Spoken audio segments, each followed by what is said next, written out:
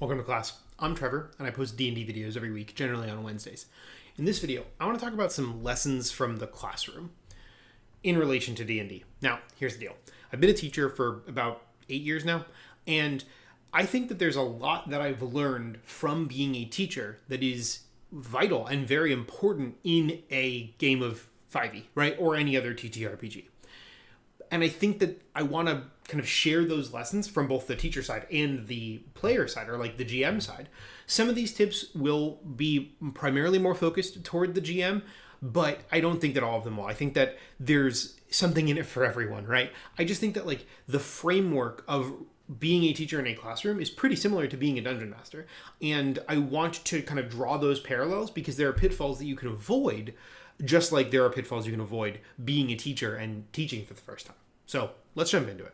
Actually, I lied. Before I jump into it, I want to talk about two things. It's currently back to school season, and that means there are sales going on school supplies.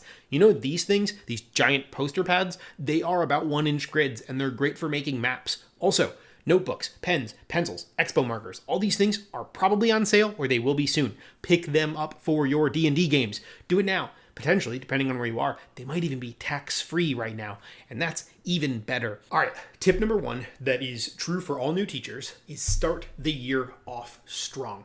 And this is true for 5e games as well. Start off strong. And I think that you can take this tip in two different directions. A really good session 0, where you get all of the rules and the kind of expectations of the group in place for what the game is going to look like, which is something that we do in a classroom as well.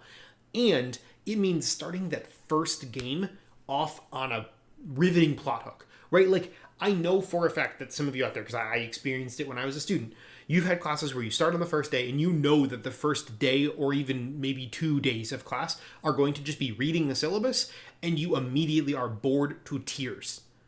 Well, then don't do that, right? Start with something riveting. There's tips in previous videos of mine or all over the internet for 5e games where you start in the middle of action. Start a game by telling your players to roll for initiative. Or just something. It doesn't need to be maybe that cliche, but just something more engaging than just going through the motions. If you as the DM start with something that's more gripping, your players will bite. They'll get more engaged. If you're kind of bumbling along and just going through the motions, you're going to lose them, and you don't want to lose them. Start strong. Tip number 2.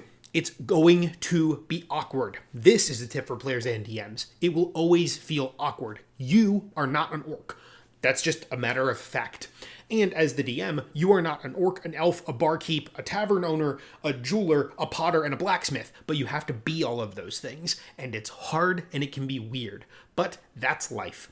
And that's this hobby. And it's worth it. I cannot stress it enough. It is worth it. There is something inherently vulnerable about role-playing, and my games tend to be more role-play heavy than some others might be, but it is worthwhile because you learn what it means to experience and think about the world in a different way. And that is just like, I teach English, right? Like, that's similar to the lessons we get from reading books. You're just living it instead of reading it. And that's pretty rad if you ask me. Tip number 3, respect the group. I think that this is a really powerful tool from the teacher perspective. And I tell my students, like, my classroom is a place of mutual respect. And I think that that is true in a 5e environment as well. Now, obviously, the dynamic is different because the DM does not have the same sense of authority that a teacher does in a classroom. There's obviously a power dynamic difference between teachers and students that should not exist between the DM and players. But there is still this expectation on the DM to know the rules a little bit better or have the table in order or maybe set the schedule or what have you. Everyone should respect everyone else's time, whether that means being aware if you are a player when it's your turn in combat, or listening when other players are talking, not talking over one another.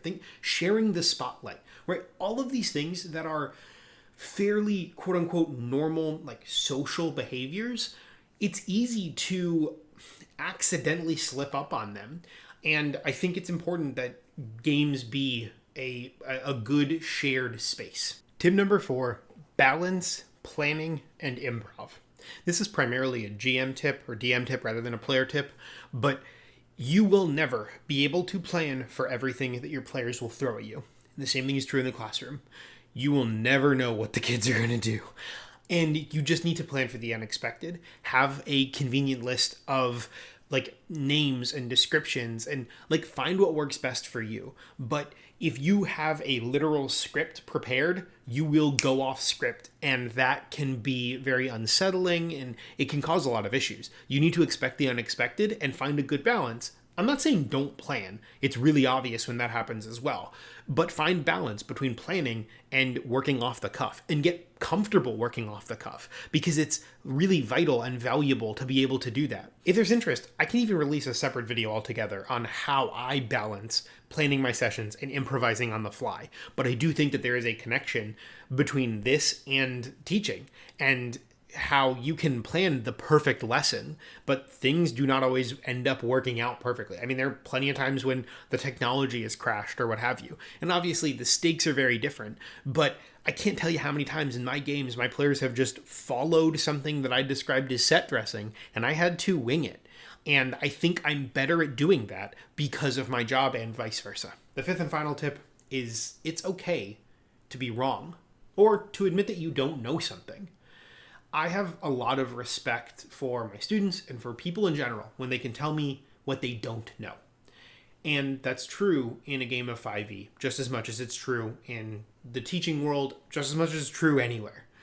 If my students ask me something and I don't know the answer, I tell them that I don't know the answer and that we can figure it out. Like, I'll help them figure it out. There's no incentive to lie. In a game of 5e, the same thing can come up. If a player asks something, you can say, I'm not sure, I'll look into it. Or you can say, for this session, we're going to run it like this. But I'll look that up afterward because I'm not sure how it exactly works. There's nothing wrong with that. And I think that being able to admit our fault or admit what we don't know is a really humanizing skill. And I don't know, maybe I just value that at my 5e table because of my profession. So maybe I'm connecting these things when there isn't that much of a connection to be had. But I have a lot of appreciation for that, sometimes more so than the person who knows all of the rules like a Rolodex. These 5 tips are really what I see as the cross-section between teaching and playing a game or running a game of D&D. I hope that there's some value in seeing this game through this lens. I can't help but see it this way because it's my job. It's my life. It has shaped the way that I view the world. But I think that it is helpful beyond just the scope of being of a teacher. I think that these lessons that I have learned as a teacher are valuable for people who run and play games of 5e as well. If you learned anything from this, you can drop it in the comments down below. If you like content like this, feel free to subscribe to this channel. And as always, be safe. Make smart life choices.